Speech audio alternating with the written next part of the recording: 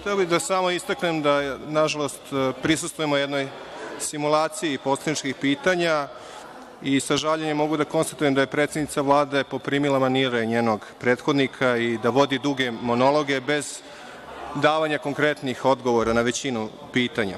Ja ću samo podsetiti predsednicu Vlade da je ova Vlada, ova vladajuća koalicija već više od 5 godina na vlasti, tako da je pozivanje na prošlost je stvarno neprimereno. Ono što sam hteo još da kažem, baš taj monolog pokazuje i da je ovaj poziv na unutrašnji dijalog nije iskren, a i na to pitanje nisam čuo odgovor, kako je zamišljeno da taj unutrašnji dijalog se odvija.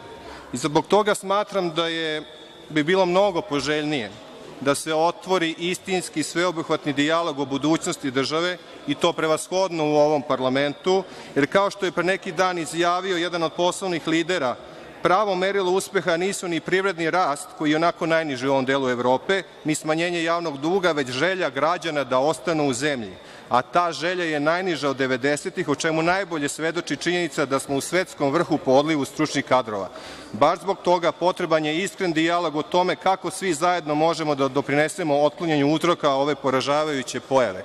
I stoga vas ponovo molim da date šansu i mojim kolegama da postave pitanje i da kraće dajete odgovore. Hvala.